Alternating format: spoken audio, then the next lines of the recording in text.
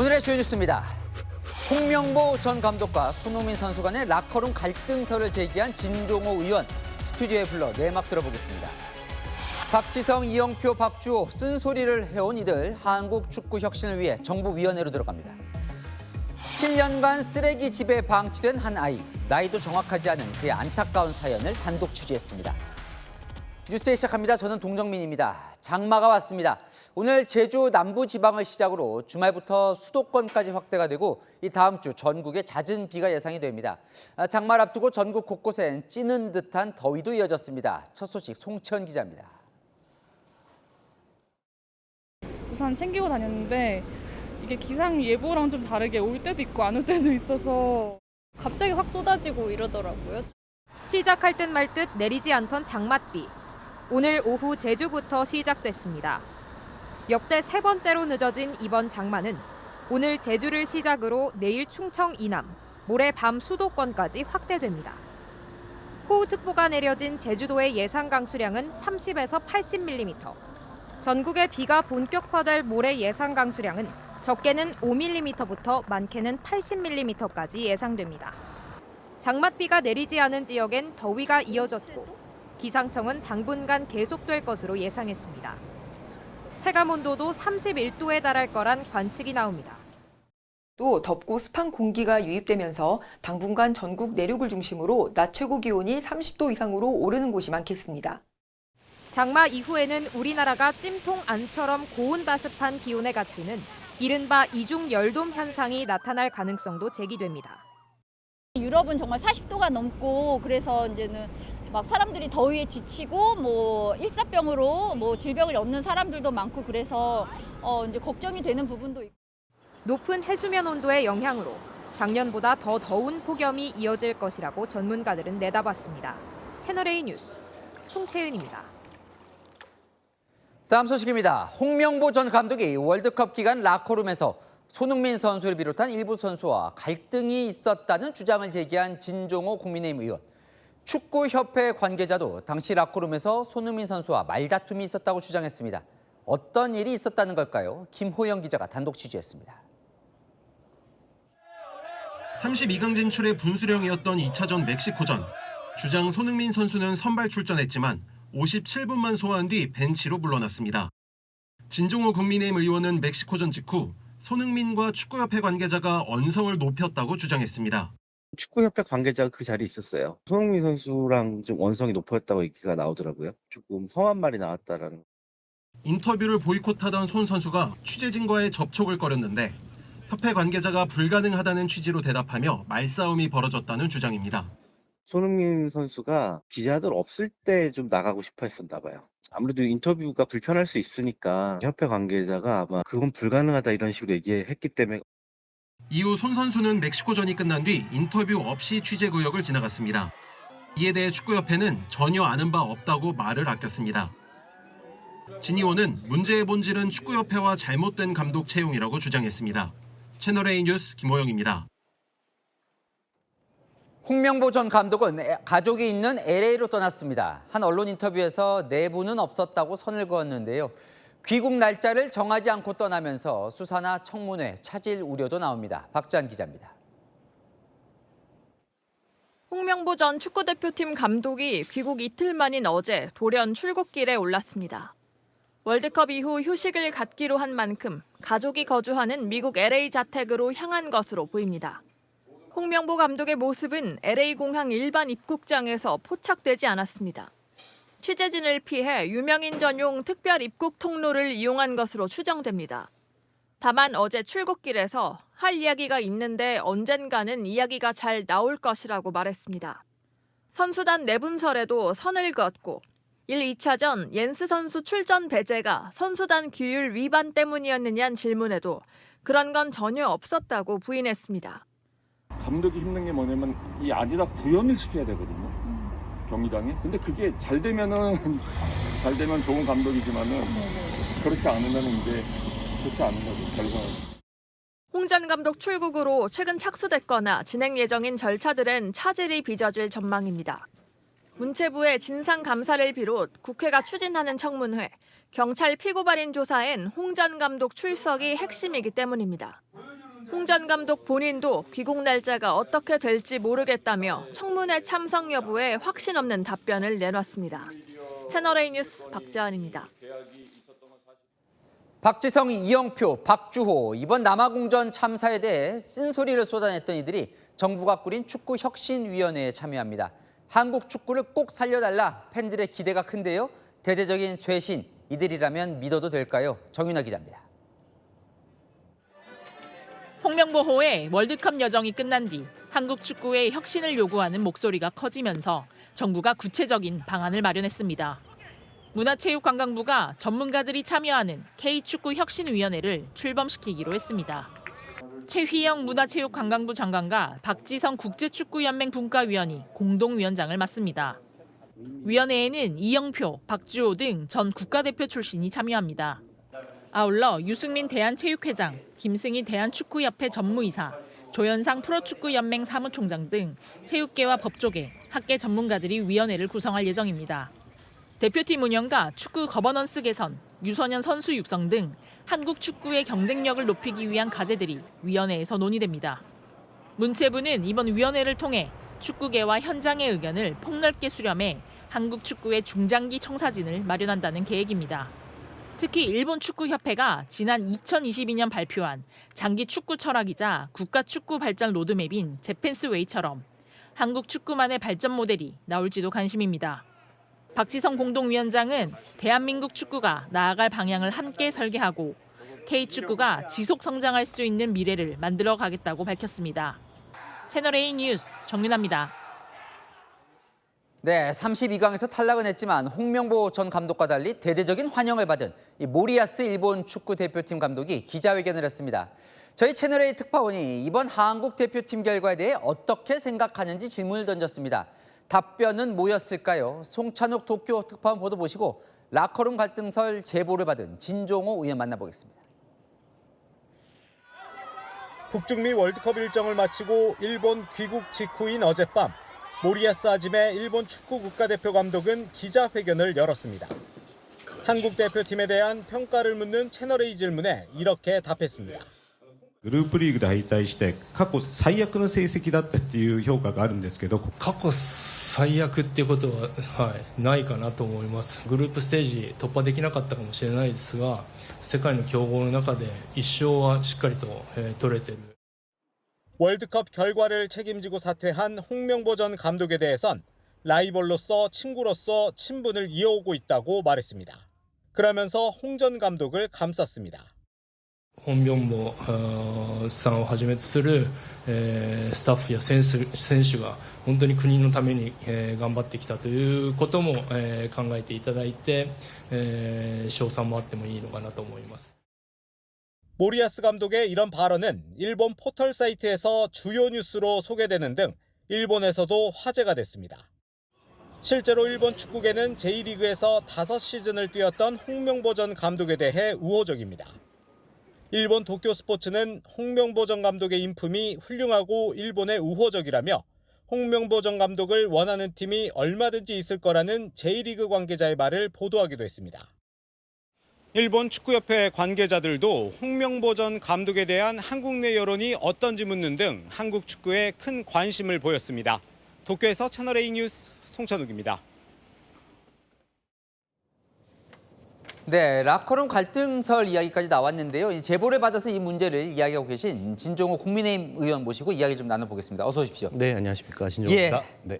안녕하세요. 예. 지금 일단 이제 홍명보 감독과 선수단과 이 라커룸에서 좀 갈등설이 있었다. 요거 일단 좀 시작을 먼저 해볼게요. 이게 지금 네. 2차전 그러니까 멕시코전 끝나고 얘기죠. 네, 멕시코전 끝나고 라커룸에서 선수들끼리 대화를 하고 있었다고 합니다. 그 대화하는 과정에 홍명보 감독이 그 라커룸에 들어왔고 너희 무슨 얘기하고 있느냐 그래서 손흥민 주장이 뭐 경기에 대해서 얘기하고 있었다라고 얘기를 했는데 그거를 왜 얘기하느냐라는 식의 말을 하셨대요. 감독이 주장한테 왜 경기에 대해서 얘기하냐라는 그 발언 자체가 조금 저는 그 자체로서의 문제가 있지 않나 생각을 합니다. 왜냐하면 주장이라면 당연히 선수들과 네. 대화를 충분히 나눌 수 있어요. 경기력을 네. 위해서. 근데 그런 발언조차 감독이 막았다라는 거는 조금 잘못된 게 아닌가라는 제가 말씀을 드렸고요. 이 또한 또 많은 분들이 우려하셨기 때문에 말씀드리는 부분은 예. 왜 선수와 지도자 사이의 불화설로 이끌어가느냐, 본질은 협회의 잘못인데 해서 저 또한 마찬가지로 본질은 협회의 문제이긴 하지만 선수단에 이런 문제점들이 있었다라는 게 하나 둘 제보가 들어오고 사실관계가 확인되다 보니까 이게 좀 경기력에 영향을 끼치지 않았나 저는 말씀드리는 부분입니다. 예. 그러니까 결국은 손흥민 선수와 선수들을 얘기하는 걸 이제 그만하고 나와라. 그래서 그만 얘기해라 이렇게 그렇죠. 뉘앙스를 하는 나가자마자 거죠. 바로 또 인터뷰가 진행이 되었고요. 그 인터뷰 얘기를 좀 하려면 네. 그 자리에서 네. 축구협회, 지금 네. 축구협회 말씀하셨는데 관계자가 손흥민 선수와 좀 언성을 높인 일이 있었다. 이건 무슨 의미입니까? 예, 언성이 높여졌었다라는 얘기까지는 들었고요. 예. 왜냐하면 아마 손흥민 선수 같은 경우는 인터뷰에 약간 거부감이 있었죠. 왜냐하면 그 앞전부터 병역 문제라든지 예. 그런 약간 공격성 발언을 들었기 때문에 만약에 저 같아도 한동안 인터뷰가 하기 싫었을 것 같아요. 그때 당시 좀 불편했던 부분 때문에 아마 그런 언성이 오고 갔더라는 얘기를 들었습니다. 결국은 손흥민 선수든 인터뷰를 좀 안 했으면 좋겠다 생각을 했는데 네. 홍명보 감독은 인터뷰를 좀 해야 이쪽이었다는 거죠.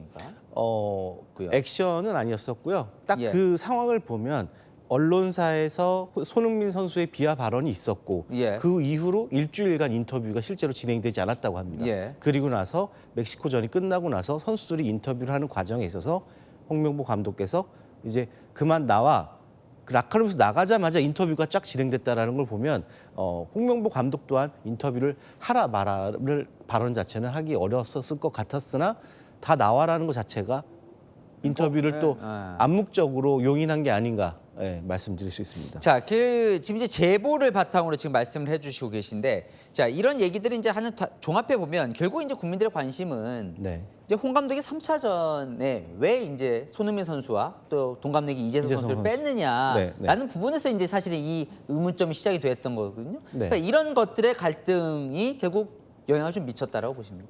일단은 감독과 코치의 고유 권한이지 않습니까? 선발에 관해서는. 하지만 이 전략이라든지 전술이 전문가들이 봤을 때는 왜 우리가 경기를 지고 있음에도 불구하고 이런 전술을 펼쳤을까? 이해가 되지 않는다. 그런 거를 하나 둘 퍼즐을 맞추다 보면은 이게 결국에는 선수와 지도자의 불화설이 하나 둘씩 맞아 떨어져서 경기력에 영향을 끼친 게 아닌가 이런 생각은 당연히 할 수 있죠.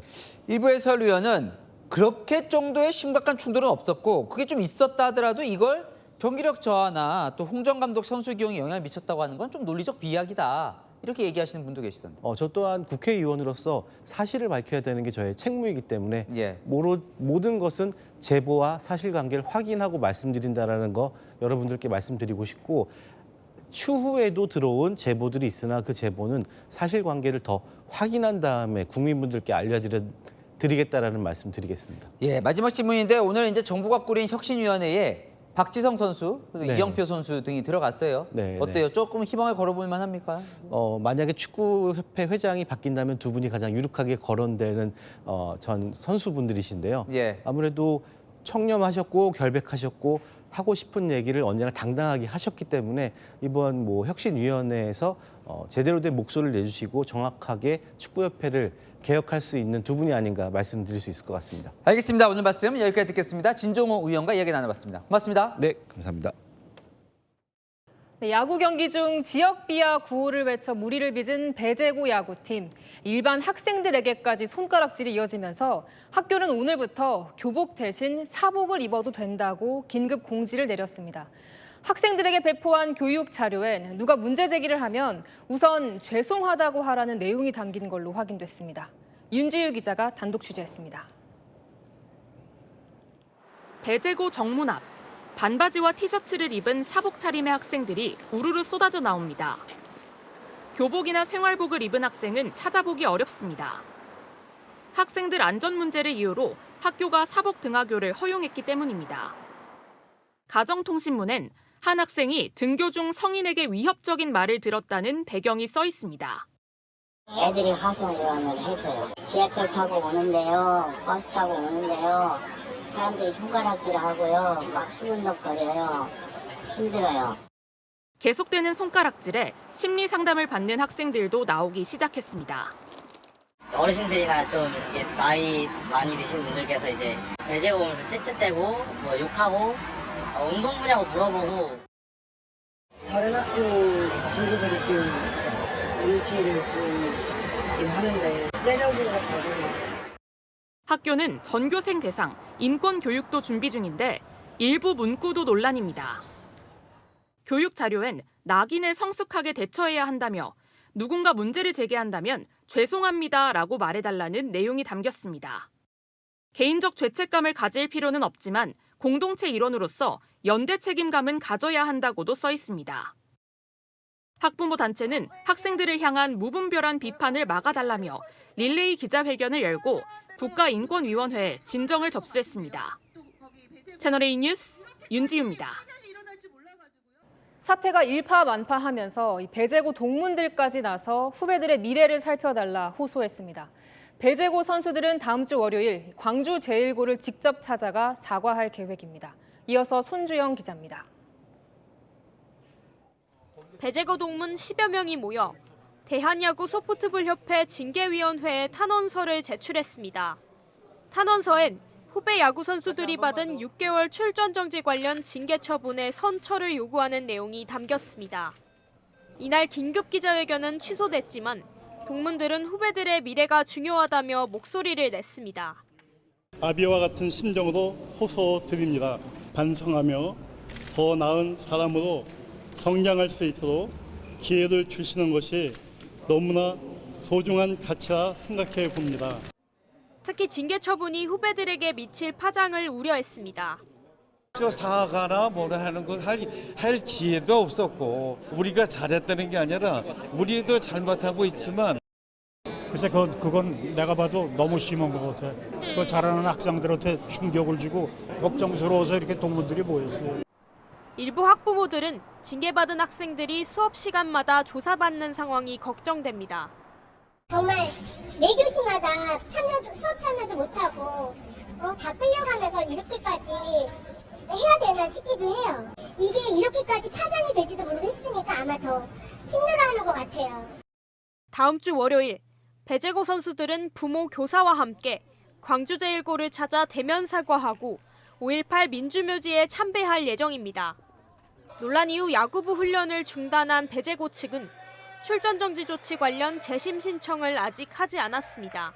채널A 뉴스 손주영입니다. 김민석, 송영길, 정청래, 더불어민주당 차기 당권주자 3인이 한자리에 모였습니다. 함께 있을 땐 화기애애한 모습이었지만 돌아서면 뼈 있는 말들이 오갔습니다. 이준성 기자입니다. 민주당 의원 워크숍 자리, 김민석, 송영길, 정청래, 차기 당권주자 3명이 나란히 모였습니다. 시종일관 웃으며 반갑게 대화를 나누는 모습이었지만 돌아서면 분위기는 달라집니다. 김민석 전 총리는 정청래 민주당을 집권 야당에 비유했습니다. 집권 야당이라고 흔히 농처럼 이야기하는 그래서 되겠는가. 대통령님께서 표정 관리가 안 될 정도였다. 당이 대대적인 혁신을 해야 한다고 생각합니다. 김 전 총리와 정 전 대표는 보안수사권 처리를 두고 맞붙었고 보안수사권을 포함한 검찰개혁법안 처리는 다양한 경로로 당에 전달되었습니다. 요청을 했다면 이 법을 제출하면서 이 법을 처리해 주세요. 이렇게 요청해야 되는 게 맞잖아요. 그때도 없었고 지금도 없었고 앞으로도 없을 예정이고. 송 의원과 정 전 대표는 이른바 전북 소외론으로 붙었습니다. 전북 소외론을 이야기하면서 적절치 않은 게 아닌가. 정청래 대표께서도 거기에 약간 동조를 말씀하셨는데 집권 여당의 자세는 아니 이걸 환영해야지 일단. 상실감을 만회할 수 있도록 치유할 수 있도록 노력하겠다라는 뜻이 어떻게 제가 그걸 부추기는 겁니까? 사람의 말의 진위를 비틀면 안 되죠. 그렇지 않습니까? 한 친명계 인사는 정 전 대표가 전당대회를 끝까지 치를 수 있겠나라고 말했습니다. 정 전 대표는 4만여 명이 출마 촉구 서명을 했다고 들었다며 출마 의지를 재차 밝혔습니다. 채널A 뉴스 이준성입니다. 네, 지난달 보궐선거 당시 무소속 한동훈 의원에게 찰밥 도시락을 건넨 80대 노점상 할머니가 화제였는데요.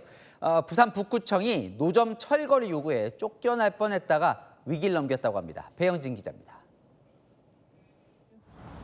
선거운동이 한창인 어버이날. 한동훈 당시 후보가 노점상 할머니를 찾아갑니다. 끼니를 제대로 못 챙긴다는 한 의원에게 꽁꽁 싸맨 비닐봉지를 건넵니다. 찰밥 도시락과 김치입니다. 찰밥은 있네요. 네, 찰밥 붙으라고 찰밥. 붙. 바닥에 앉아 밥을 먹는 한 의원의 모습은 화제가 됐고 보궐선거 당선의 1등 공신이라는 평도 나왔습니다. 받기만 하네요. 할머니는 야채 노점을 하는 80세 김보각 씨. 찰밥 할머니로 유명세를 탔습니다. 한 의원을 만날 때마다 토마토와 과일 등을 건넸고 사무실 개소식 때도 참석했습니다. 당선 뒤 다시 김 씨를 찾은 한 의원. 그런데 이들 뒤로 노점 금지 입간판이 보입니다. 부산 북구청이 불법 노점을 없애달라는 민원이 많다며 지난달 26일 김 할머니 등에게 자진 철거를 요구한 겁니다. 이런 사실이 알려지자 생계형 노점에 대한 과도한 조치라는 여론이 확산됐고 결국 북구청은 입간판을 철거했습니다. 담당자가 판단했을 때 설치가 필요하면 설치를 하거든요. 일단 철거는 했거든요. 김 씨는 다시 장사를 할 수 있어 다행이라며 안도하고 있습니다. 합의를 왔는데 이제 요마이만 저거 선 꺼주는 요마이만 하고 오지 마라. 북구청은 앞으로는 구두 개도 위주로 관리하기로 했다고 해명했습니다. 채널A 뉴스 배영준입니다. 2030을 중심으로 7월 7일을 극복하는 방법이 공유되고 있습니다. 7월 7일 허위 조작 정보 유포를 막기 위해 정보통신망법 개정안이 시행되는 날인데요. 이 온라인 글에 익숙한 2030들 입틀막 검열 우려를 나타내고 있습니다. 정부는 과도한 우려라고 말합니다. 이해주 기자입니다. 7월 7일을 극복하는 법, 라고 주장한다, 라는 소리가 들린다, 비판이 나온다, 간접화법에 서술어를 붙이라고 써 있습니다. 7월 7일은 정보통신망법 개정안이 시작되는 날입니다. 온라인상에서 허위 조작 정보를 유포하면 손해액 최대 5배까지 징벌적 손해배상 책임을 물 수 있게 하는 법안인데 법안 철회를 요구하는 국회 청원에 14만 명 이상 동의했습니다. 2030 사이에서는 입틀막법 검열이라며 댓글 쓸 때 조심해야 한다는 우려들이 나오고 있습니다. 이제 말 한마디 한마디 글 한마디 쓰는 것조차 이제 두려워서 뭔가 통제받는 기분이다. 아무리 엉뚱하고 얼토당토하는 주장이라고 해도 그 표현 자체를 막는 거는 자유에 완전 어긋나는 행동이라고. 정부는 과도한 우려라고 말했습니다. 허위 정보 판단은 정부가 일방적으로 하는 게 아니라 팩트체크 인증기관과 게시자의 입장을 받아 종합적으로 판단한다는 겁니다. 야권은 정부 입맛에 맞지 않는 정보를 걸러내는 법이라며 반발하고 있습니다. 실질법을 가지고 뭐 온라인 입틀막법이라고도 하는데 네네. 사전 검열 제도를 법으로 도입한 게 될 겁니다. 이건 위헌이고 시행 자체를 막아야 합니다. 채널A 뉴스 이해주입니다. 네, 7살이 될 때까지 제대로 된 보살핌 없이 쓰레기가 가득한 집에서 살아온 아이. 출생신고도 안 돼 있어 서류상으론 존재하지 않는 아이였습니다. 제 이름도 숟가락 쓰는 법도 배우지 못한 채 4살에 머물러 있던 아이의 사연을 박건영 기자가 단독 취재했습니다. 보육원에서 열린 생일 파티. 한 남자아이가 케이크와 과일이 놓인 생일상에서 태어난 걸 축하받습니다. 하지만 이 아동은 불과 몇 달 전만 해도 서류상으론 세상에 존재하지 않았습니다. 충남의 한 지역에서 숨진 남성이 있다는 신고가 접수돼 경찰이 출동했는데 시신과 함께 남자아이가 발견됐습니다. 벽지가 뜯어지고 곰팡이가 핀 작은 원룸이었습니다. 친모가 아이를 전 남자친구에게 떠넘기고 무려 7년간 방치했는데 전 남자친구마저 사망한 겁니다. 가을인데도 아이는 반팔 반바지 차림이었고 속옷도 갈아입지 못했습니다. 아무런 교육을 받지 않은 아이는 자신의 이름도 발음하지 못하고 식기를 쓸 줄 몰라 손으로 밥을 먹었습니다. 머리가 좀 덥수룩한 데다가 씻는 거, 양치하는 거 몰랐어요. 말도 되게 AI처럼 했어요. 뭐 학교도 잘 다니고요. 미술도 잘 그리고. 진단 결과 이 아이의 사회 연령은 4.6세에 불과했습니다. 사건을 수사한 검찰은 이 아동을 보육센터로 보내 후견인을 지정했습니다. 출생신고 자체가 안 되어 있어서 절대적으로 국가의 보호가 필요한 상황이었기 때문에 검찰은 아동을 방치한 친모를 기소했고 법원은 지난 4월 징역 8개월의 실형을 선고했습니다. 채널A 뉴스 박건용입니다. 네, 도로에 쓰러진 여성을 구조하려 출동한 경찰이 오히려 이 여성을 숨지게 하는 안타까운 사고가 벌어졌습니다. 어두운 도로 위에서 벌어진 비극이었습니다. 조현진 기자입니다. 경광등을 켠 순찰차 2대가 지나갑니다. 앞선 순찰차가 골목길에서 좌회전을 하고 다른 순찰차가 뒤따라 왼쪽으로 돌다 급정거를 합니다. 순찰차는 이 골목에서 좌회전한 뒤 누워있던 여성 위를 그대로 지나갔습니다. 당시 순찰차 2대는 60대 여성이 길가에 누워있다는 신고를 받고 출동하는 중이었습니다. 차에 치인 여성은 병원에 옮겨졌지만 숨졌습니다. 숨진 60대 여성은 사고 지점 인근에 사는 주민으로 파악됐습니다. 경찰은 여성이 사고 전 비틀대며 택시에서 내리는 모습을 확인하고 도로에 누운 경위를 확인하고 있습니다. 순찰차를 운전한 20대 순경은 길이 어두워 누워있는 여성을 보지 못했다고 진술했습니다. 사고가 발생한 곳은 좁은 이면도로로 가로등이 설치돼 있지 않습니다. 여기도 어두워서 좀 안 보이는데 나도 여기서 껌껌하니까 여기다 대고 여기 누워 계시고. 경찰은 해당 순경을 입건하고 전방 주시 여부 등을 확인하고 있습니다. 채널A 뉴스 조현진입니다. 네, 노란 대문과 어우러진 다홍빛이 참 예쁘죠. 초여름에만 볼 수 있다는 꽃 능소화인데요. 사진 명소로 입소문을 타면서 시민들 발길이 이어지고 있는데 인생샷을 위한 아찔한 장면도 벌어지고 있습니다. 김다정 기자가 보도합니다. 담벼락에 활짝 핀 능소화 앞에서 포즈를 잡는 커플. 서울 종로구 능소화 명소 노란 대문집 앞에 사진을 찍으러 온 겁니다. 그런데 휴대전화로 이들의 사진을 찍어주는 여성, 도로 한복판에 서 있습니다. 달려오는 차량을 힐끔 보더니 촬영을 마치고 인도로 돌아옵니다. 대형 카메라를 든 남성은 아예 도로 가운데 중앙선을 밟고 자리를 잡습니다. 가까이서 찍으면 잘 안 나와서 좀 잘 나오려고 그러시는 것 같아요. 이곳 보행로는 성인 2걸음 정도의 폭인데요. 꽃을 배경으로 사진 찍기엔 좁다 보니 도로까지 내려가 촬영하는 겁니다. 버스 기사나 인근 주민들도 이곳을 지날 때마다 긴장합니다.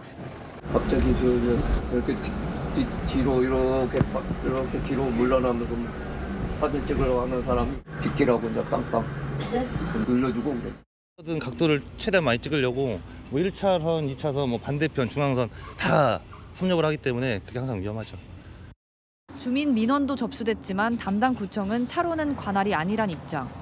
인생샷 한 장을 위한 위험한 촬영은 계속되고 있습니다.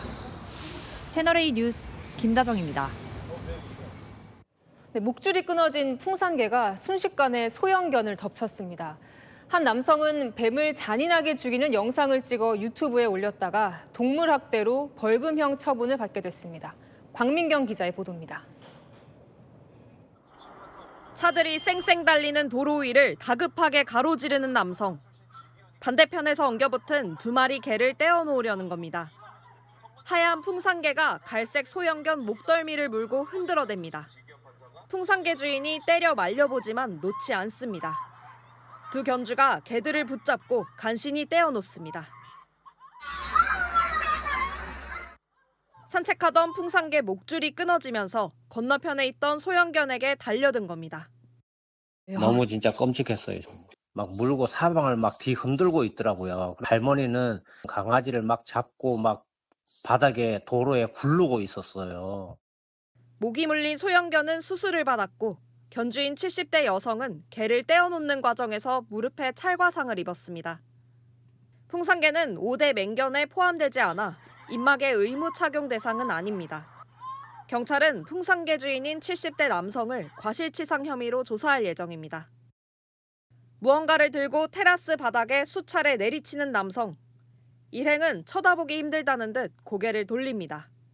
잠시 뒤 남성이 들고 들어오는 건 다름 아닌 뱀. 뱀은 숨을 거둔 듯 축 늘어진 모습입니다. 뱀 먹방이라며 유튜브에 올라온 뱀 학대 영상입니다. 동물보호단체 신고로 수사가 이뤄졌고 동물보호법 위반 혐의가 인정됐습니다. 식용 목적이다라고 주장을 하는 파충류인데도 불구하고 동물보호법으로 처벌을 받았다는 게 검찰은 영상을 올린 30대 남성에게 벌금형 100만 원 처분을 내렸습니다. 채널A 뉴스 광민경입니다. 네, 전투기 조종사들은 하늘에서 본인 체중 9배의 중력을 견뎌내야 합니다. 자칫 혈액이 밑으로 쏠리며 기절할 수 있어 훈련을 하는데요. 공군 전투기 조종사들이 받는 극한의 훈련을 박선영 기자가 직접 체험해봤습니다. 공군 조종사들은 3년에 한 번 비행 임무를 안전하게 수행하기 위한 4가지 훈련을 받습니다. 그중 가장 악명 높은 중력 가속도 훈련.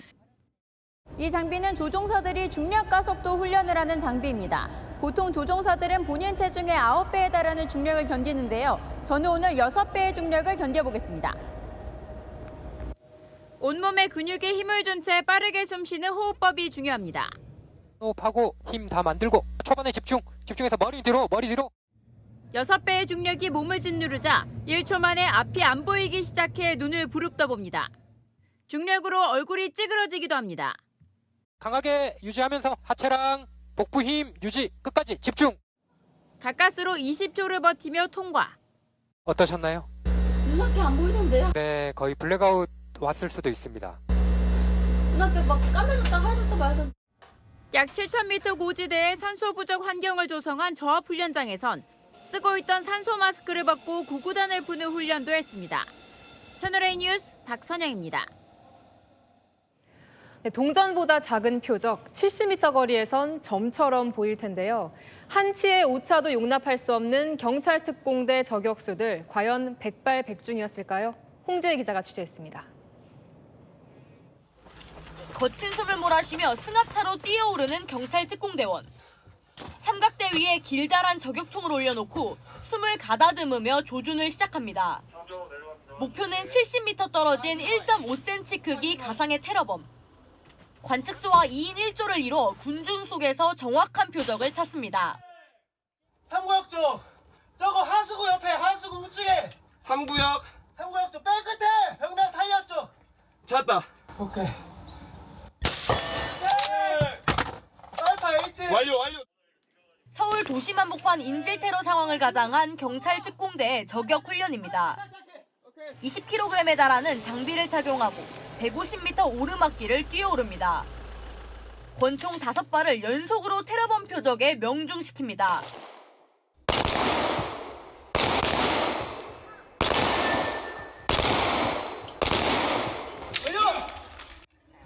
숨가쁜 질주로 땀범 먹이 됩니다. 사람 눈알 크기만한 표적이어서 심박을 올린 상태에서 정밀한 사격을 하기 위해서 여러 방향으로 준비해. 방탄복부터 방탄 헬멧, 전술화의 보안경까지 기자도 직접 달려봤습니다.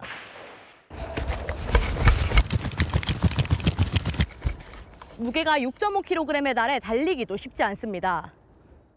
국내 주요 행사에서 불특정 다수를 노린 테러에 대응하기 위한 이번 훈련은 전국 경찰특공대원 196명이 참가했습니다. 채널A 뉴스 홍재입니다. 정부가 규제 지역을 경기 동탄, 기흥, 구리로 확대를 했죠. 그랬더니 이 또 근처 지역이 들썩입니다. 정류장 하나 사이로 규제 여부가 갈리고 그새 호가가 1억 원 넘게 뛴 곳도 있다고 하는데요. 이건희 기자가 남양주 현장 다녀왔습니다. 경기 남양주시의 한 부동산 중개업소. 사흘 전 바로 옆 구리시가 규제 지역으로 지정된 후 문의 전화가 부쩍 늘었습니다. 이번 주 들어가지고 좀 전화가 많이 오고 토요일, 요일날 좀 손님들이 더 예약 잡고. 집주인들이 매물을 걷어들이거나 가격을 올리기 시작했다는 겁니다. 호가를 작게는 5천에서 1억 5천까지는 올리고 계시거든요. 그래서 11억 매물이 있었는데 오늘은 보통 1억 정도 이렇게 올려서 12억. 제 뒤에 보이는 구리시 아파트는 새로 규제 지역이 됐는데요. 이곳 왕숙천만 건너오면 바로 비규제 지역인 남양주입니다. 한정거장 사이로 여기 다산은 남양주에 속하기 때문에 토지허가제로 묶이지 않았어요. 규제 지역이 된 구리로 가보니 관망세로 돌아섰다는 분위기입니다. 규제 지역 발표 이후에 전화 한 통 없고 손님 발길이 뚝 끊겼습니다. 전화도 아예 없습니다. 저도 방금 유튜브 봤습니다. 규제 지역으로 지정된 동탄 인근도 상황은 비슷합니다. 다만 아직은 호가 위주의 일시적 상승일 뿐이란 전망도 나옵니다. 채널A 뉴스 이건입니다. 글로벌 경쟁이 치열해지면서 기업 총수들 해외 수시로 나가죠. 나갈 때 뭘 타고 나갈까요? 전용기를 늘리는 기업들이 많아지고 있습니다. 네, 총수들의 전용기 김지윤 기자와 함께 살펴보겠습니다. 소파와 테이블이 있고 침대와 샤워 시설까지 갖춰진 보잉사의 비즈니스 제트기 BBJ737-8을 재구성한 모습입니다. 그룹 총수들이 해외 출장 때 주로 이용하는 전용기. 지난달 현대차그룹은 이 항공기를 추가 임대해 정의선 회장이 이용할 수 있는 전용기를 기존 3대에서 4대로 늘렸습니다. SK하이닉스도 계열사가 보유한 업무용 항공기 지분을 추가로 사들였습니다.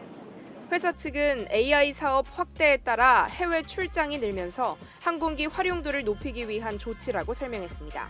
전용기 운용에는 막대한 비용이 들지만 이동 시간을 줄이는 게 곧 기업의 경쟁력이 되고 있는 겁니다. CIQ를 그쪽에서 따로 별도로 해줘요. 차가 바로 비행기 앞에까지 들어올 수도 있고 기업하는 분들한테 굉장한 편리성을 제공하죠. 실제로 올해 국내 주요 그룹 총수들은 미국과 유럽, 인도 등을 오가며 현장 경영을 이어갔습니다. 반면 삼성은 과거 전용기를 보유했지만 2015년 모두 매각했습니다. 이후 이재용 삼성전자 회장 등은 필요할 때마다 대한항공 전세기를 임대해 이용하고 있습니다. 현대차그룹을 비롯해 LG와 SK, 한화, 포스코 등도 헬기를 포함한 업무용 항공기를 운용하고 있습니다. 채널A 뉴스 김지윤입니다. AI와 반도체 투자 국민 보고에 대통령과 함께 이재용 삼성전자 회장, 최태원 SK 회장이 나왔었는데요. 오늘 경남에서 열린 마지막 행사, 김동관 하나그룹 부회장이 찾았습니다. 55조 원 투자를 약속했습니다. 김민곤 기자입니다. 이재명 대통령과 김동관 하나그룹 부회장이 행사장으로 들어옵니다. 김 부회장은 영남권의 첨단 산업 투자 계획을 직접 발표했습니다. 선제적으로 55조의 투자를 집행하겠습니다. 한화는 영남권과 함께 대한민국의 우주 주권을 확보하고 자주국방을 위한 국방 AI를 통해서 대한민국의 새로운 엔진이 되겠습니다. 발사체 개발, 관측위성 서비스, 우주 국방 AI 데이터 센터 투자에 나섭니다. 현대차그룹도 10년간 영남권을 미래 모빌리티 산업 핵심 기지로 조성하는 데 42조 원을 투자할 계획입니다. 이재용 삼성전자 회장과 최태원 SK그룹 회장 등 총수급 인사들이 줄지어 직접 지역 투자를 공약하는 상황. 이 대통령은 SNS를 통해 이 회장과 삼성 아산 캠퍼스를 거니는 영상을 올리며 각별함을 드러냈습니다. 네가 좋아. 다 저희 직원들이 일어서 나오는 소문이 나갔고요. 회장님한 인사드리면 월급이 올라가지고. 이 대통령은 게시글에 이재명, 이재용, 네가 좋아라고 적으며 대규모 지역 투자에 감사를 전했습니다. 채널A 뉴스 김민곤입니다. 네, 대형마트 홈플러스가 창립 30년 만에 파산 수순에 들어가는 모습입니다. 법원이 기업 회생 절차를 폐지하기로 결정했습니다. 12,000명의 직원들과 업체들이 위기에 내몰렸습니다. 김태우 기자입니다. 치즈 등 신선식품이 있어야 할 자리에 유리용기 등 자체 PB 상품이 매대를 채우고 있습니다.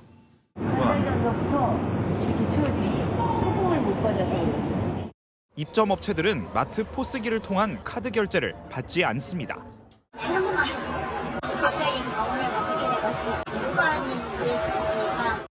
서울회생법원이 오늘 홈플러스에 대한 회생 절차 폐지를 결정했습니다. 자금 조달 가능성이 불투명한 상황에서 회생 가능성이 낮다고 판단한 겁니다. 파산 수순을 밟는다면 남아있는 홈플러스 직원 12,000여 명과 협력업체의 피해도 예상됩니다.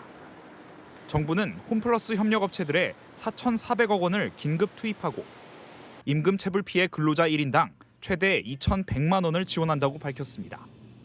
홈플러스가 2주 안에 2천억 원의 자금을 마련하면 즉시 항고할 수 있지만 받아들여지지 않으면 창립 30년 만에 파산이나 청산 절차를 밟아야 합니다. 채널A 뉴스 김태우입니다. 유럽에 이어 미국도 폭염이 기승을 부리고 있습니다. 강력한 열돔 현상이 덮쳤고 습도까지 높아지며 체감 온도는 43도로 웃돌았습니다. 백승우 특파원이 뉴욕 도심 곳곳을 취재했습니다. 얼마나 더운지 도심 속 분수대는 아이들의 수영장이 돼버렸고 관광객들로 붐비던 2층 버스는 텅 비었습니다. 열화상 카메라로 본 타임스퀘어일 때는 시뻘겋게 달아올랐습니다. 미국 중서부를 덮친 열돔이 동부까지 확산하며 뉴욕의 낮 최고 기온이 14년 만에 38도까지 치솟은 겁니다. 20년간 아이언맨 분장으로 관광객들과 사진을 찍어온 시민은 역대급 폭염에 벌써 지칩니다. 20 years today is very hot, too much hot. How much? 100. 40도가 넘는 찜통 더위가 계속되자 뉴욕 맨해튼시 곳곳에 이렇게 임시 냉방 시설이 설치됐습니다. Sweating like crazy. It's very humid. So it's hotter than normal. We deal with it with these tents right here that have misting water on you. 미 국립기상청은 주말까지 1억 6천만 명 이상이 심각한 폭염 영향권에 놓일 것이라고 내다봤습니다. 당장 이번 주말 독립기념일 행사를 염두한 뉴욕시는 폭염 대책 마련에 나섰습니다. 수백 곳의 냉방센터를 운영하고 공공도서관과 공공청사도 추가 개방했습니다. So it's the beginning of July. It usually doesn't get this hot until maybe mid-August, at its worst. 한편 역대급 폭염 속에서 트럼프 대통령은 오는 4일 41도의 더위에도 아주 긴 독립기념일 기념 연설을 하겠다고 밝혔습니다. 뉴욕에서 채널A 뉴스 백수우입니다. 프랑스 파리에선 에어컨 할인 매장에 이렇게 인파가 몰리면서 쟁탈전이 벌어졌습니다. 서로를 밀치고 몸싸움이 벌어졌는데요. 이례적인 폭염이 시민들을 폭력적으로 만들어버린 모습입니다. 김정근 기자와 함께 보시겠습니다. 마트 앞 우르르 몰려든 사람들. 셔터가 올라가자마자 안으로 뛰어들어 에어컨 박스를 낚아챕니다. 재고가 부족하다 보니 에어컨 한 대에 남성 3명이 달라붙는 건 기본. 에어컨을 뺏으려는 사람들과 뺏기지 않으려는 사람들이 실랑이를 벌입니다. 또 다른 매장에선 에어컨을 향해 달려가던 중 한 노인을 밀쳐버리는가 하면 줄을 서던 사람들 사이에 주먹 다툼도 벌어집니다. 사람들이 한 번에 몰린 탓에 마트 유리문은 아예 바닥에 떨어져 버렸습니다. 현지 시각 어제 프랑스의 한 대형마트 전국 매장에서 이동식 에어컨을 우리 돈 31만 원에 할인 판매하는 행사가 진행됐습니다. 새벽부터 사람들이 대거 몰렸는데 재고가 넉넉하지 않아 그야말로 에어컨 쟁탈전이 벌어졌고 결국 경찰이 출동해 상황을 정리했습니다. 최근 프랑스 등 유럽에 폭염이 이어지며 중국 제조 공장이 특별 공급까지 나선 상황. 다만 비용이 부담돼 설치 자체를 포기하는 사람도 많습니다. Heat really is an inequality multiplier. We see, in Europe in particular, about 2/3 of households can't afford, the AC improvements. 40도를 넘나들던 프랑스의 폭염은 이번 주 들어 일부 진정된 상황이지만 기상당국은 이번 주말부터 기온이 다시 크게 오를 걸로 보고 있습니다.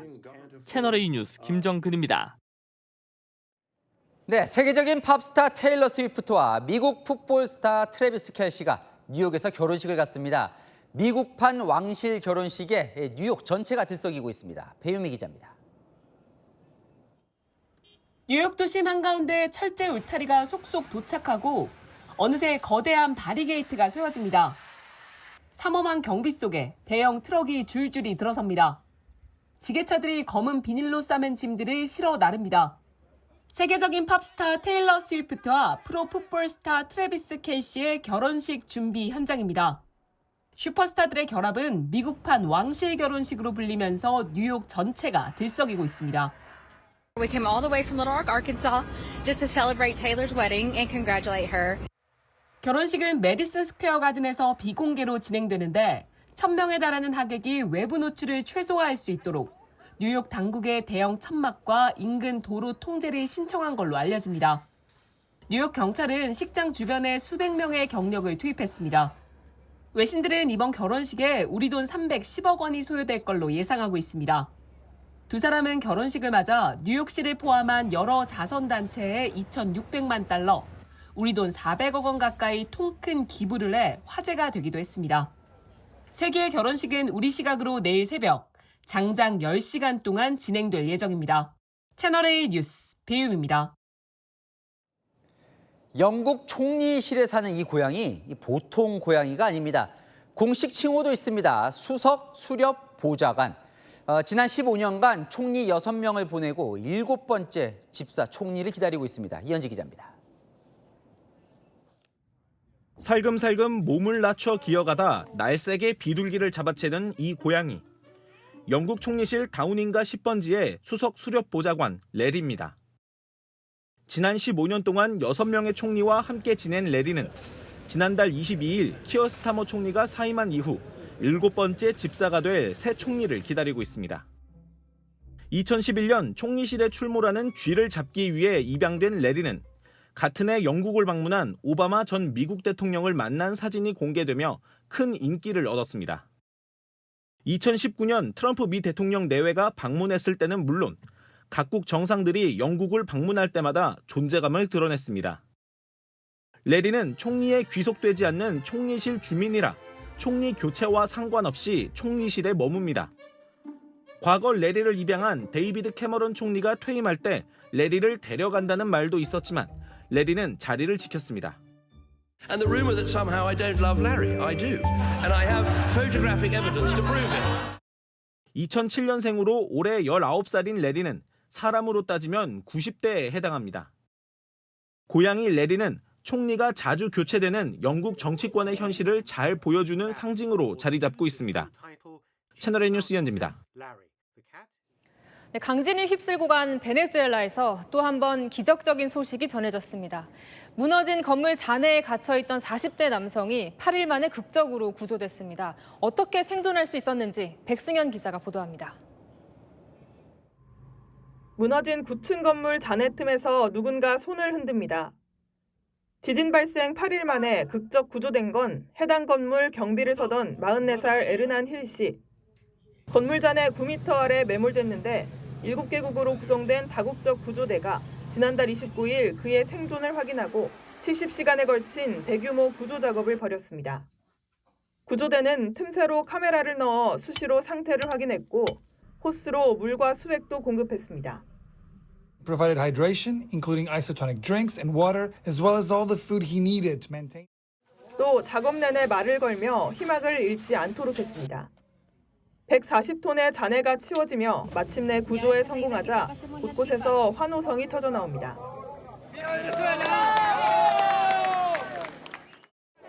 구조대원들도 서로를 껴안고 고생했다며 토닥입니다.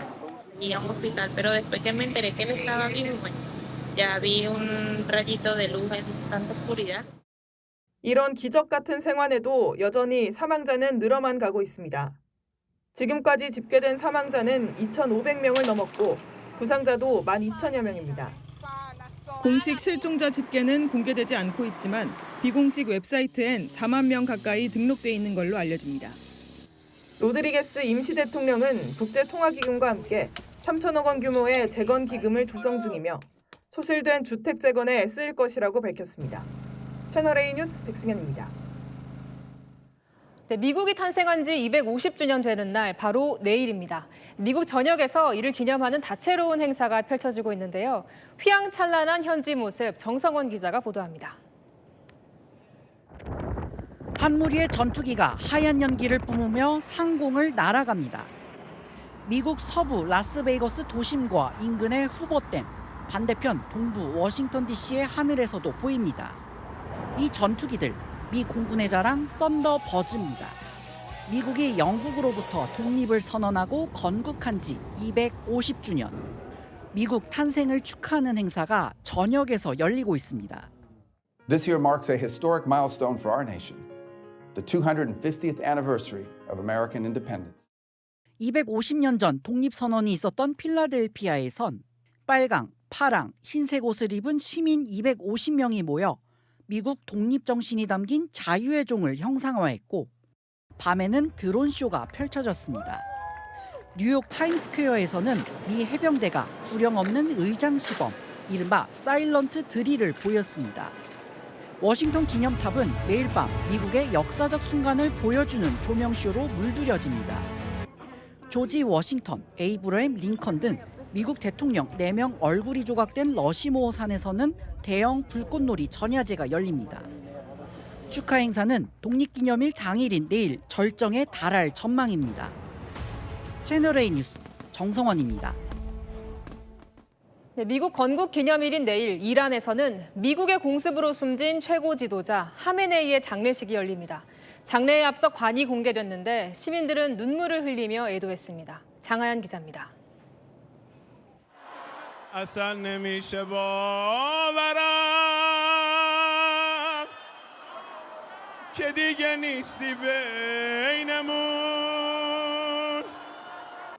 시아파 종교 추모곡이 울리고 검은 옷을 입은 수백 명이 붉은 튤립과 초록 조명으로 이란 국기를 표현한 관 앞에 모였습니다. 사람들은 손으로 머리를 치며 이슬람식으로 슬픔을 표합니다. 지난 2월 28일 미국과 이스라엘의 자택 공습으로 사망한 아야톨라 하메네이 전 이란 최고 지도자의 관이 대중에 공개됐습니다. 국가 차원에서 거행되는 이번 장례식은 이란 수도 테헤란 모살라 기도원에서 현지 시각 내일 시작됩니다. 이틀간 대중의 조문이 끝난 뒤 6일 이라크 내 이슬람 시아파 성지를 거쳐 아야톨라 하메네이가 안치될 이맘 레자 성지가 있는 마슈하드에서 마무리됩니다. 공식 장례식이 시작되지도 않았지만 오늘 테헤란 거리는 하메네이를 추모하는 시민들로 가득 찼습니다.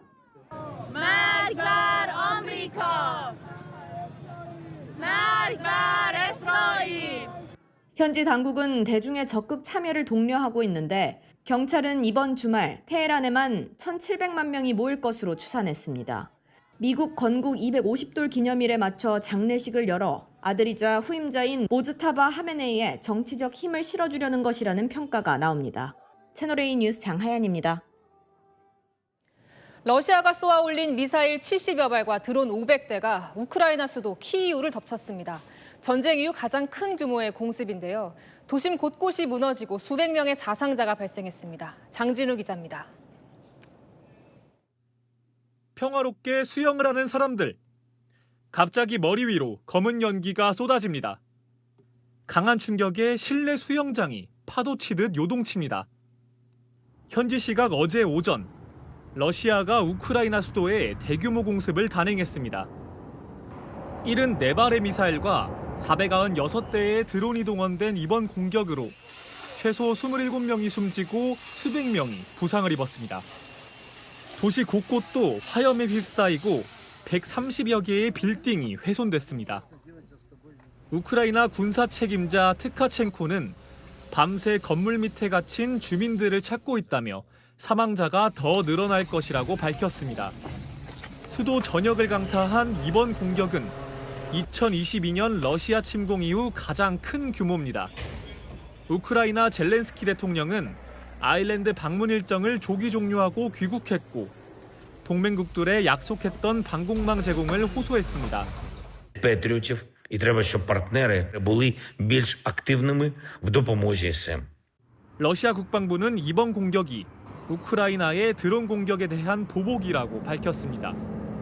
우크라이나는 최근 몇 주간 러시아 지역 정유소 등 산업시설을 타격해 공격했습니다. 채널A 뉴스 장진우입니다. 네, 태국에서 순례길에 나선 승려들을 향해 트럭 한 대가 돌진했습니다. 8명이 숨지는 참사로 이어졌는데요. 아버지 몰래 운전대를 잡은 11살 소년이 낸 사고였습니다. 이서영 기자입니다.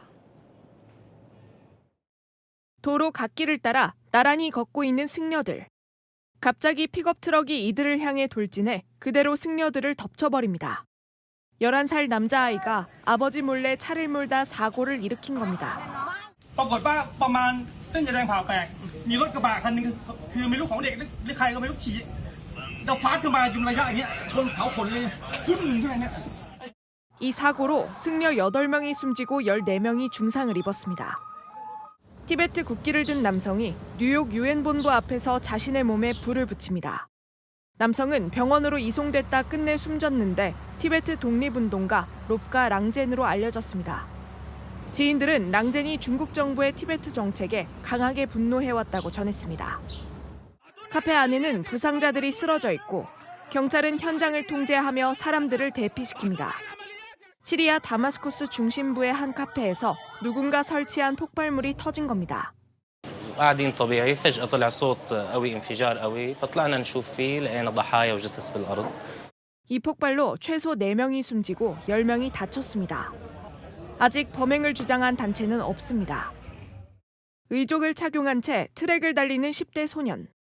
3살 때 폐혈성 쇼크로 팔과 다리를 절단해야 했지만 육상 선수의 꿈을 키우고 있습니다.